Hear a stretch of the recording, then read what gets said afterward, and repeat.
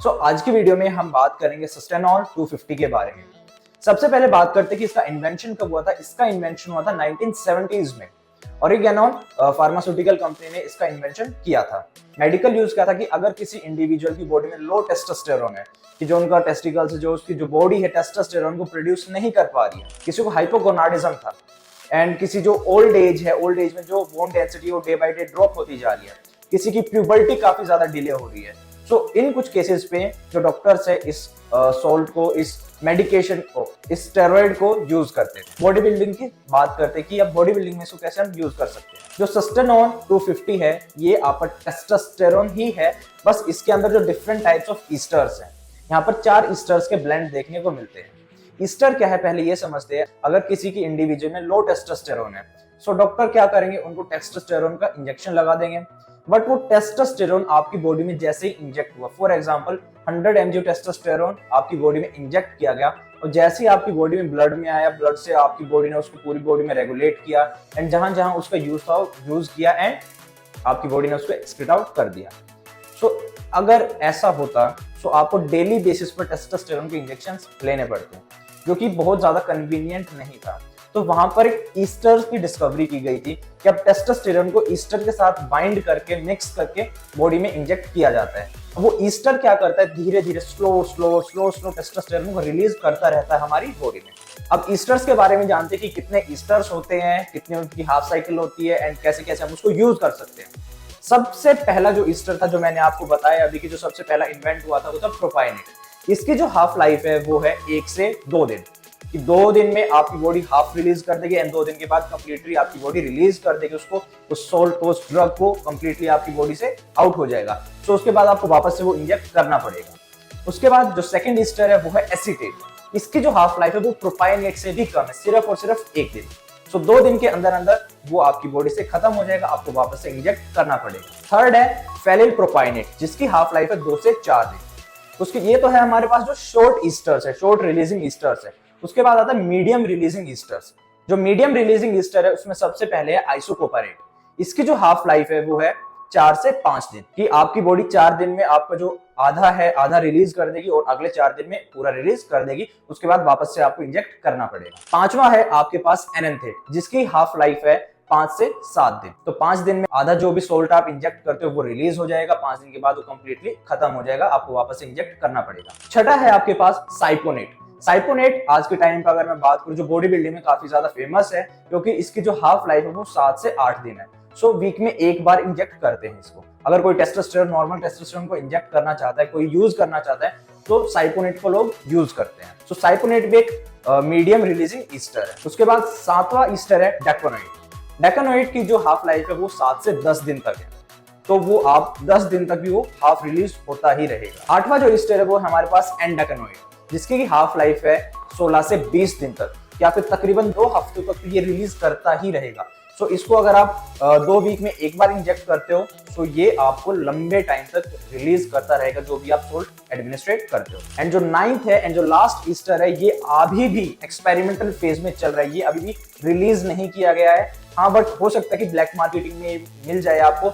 हालांकि गवर्नमेंट ने या किसी भी मेडिकल इंस्टीट्यूशन ने अभी तक इसको रिलीज नहीं किया, ये अभी भी एक्सपेरिमेंटल फेज पर है। इसका नाम है बायोसिक्लेट, जिसकी हाफ लाइफ है तकरीबन 4 हफ्ते।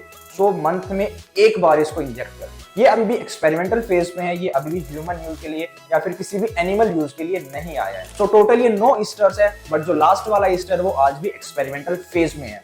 तो हमारे पास बचते हैं 8 ईस्टर। इन 8 ईस्टर्स को हम यूज करते हैं बॉडी बिल्डिंग में। जैसे कि फॉर एग्जांपल अगर मैं स्टार्टिंग से बात करूं, जैसे मैंने स्टेनाजोल की बात की थी, तो स्टेनाजोल भी हमारी जो मार्केट है, मार्केट में सिर्फ स्टेनाजोल नहीं, उसके साथ कोई ना कोई ईस्टर मिलता है। उस सोल्ट में, उस ड्रग में आपको कौन सा ईस्टर मिलता है उसके अकॉर्डिंग आपकी फ्रीक्वेंसी होती है कि वीक में कितने आपको इंजेक्ट करने हैं, या वीक में एक बार इंजेक्ट करना है, वीक में 3 बार इंजेक्ट करना है, वीक में 2 बार इंजेक्ट करना है। वहां पर आपको स्टेनाजोल के साथ चेक करना है कि ईस्टर कौन सा है। ट्रेनबोलोन की बात करें, ट्रेनबोलोन में एनेंथेट है, प्रोपाइनेट है, साइपोनेट है, कैसा आपको वो सोल्ट मिलता है। अब बात करते हैं सस्टेनॉल 250 के बारे में। इसके अंदर मेरे को 4 ब्लेंड मिलते हैं, 4 ईस्टर्स का ब्लेंड मिलता है ये टेस्टोस्टेरोन, इसके साथ 4 ईस्टर्स मेरे को देखने को मिलते हैं। टेस्टोस्टेरोन की एनाबॉलिक एंड्रोजेनिक रेशियो की बात करें तो 100:100 होता है। 100 एनाबोलिज्म है, 100 आपका एंड्रोजेनिक इफेक्ट है। 100 ही आपका जो मसल मास को, बोन डेंसिटी को बढ़ाएगा, एंड 100 ही आपको मेल सेक्स कैरेक्टरिस्टिक्स देखने को मिलेंगे। सो ये बेसिकली आपका मेन बल्किंग के टाइम पर चलाया जाता है, कटिंग के टाइम पर नहीं चलाया जाता है। तो सस्टेनोन 250 की बात करते हैं तो ये 250 स्टैंड करता है, ये एमजी को लेकर स्टैंड करता है। जैसे कि जो पहला ब्लेंड है वो है टेस्टोस्टेरोन प्रोपायोनेट, जिसमें कि 30 mg आपको टेस्टोस्टेरोन मिलता है। एंड जैसे ही फॉर एग्जांपल अगर आज डे 1 है, आज आप इस इंजेक्शन को इंजेक्ट करते हो, सो आने वाले 2 दिन में आपकी बॉडी में टेस्टोस्टेरोन रिलीज होना स्टार्ट हो जाएगा।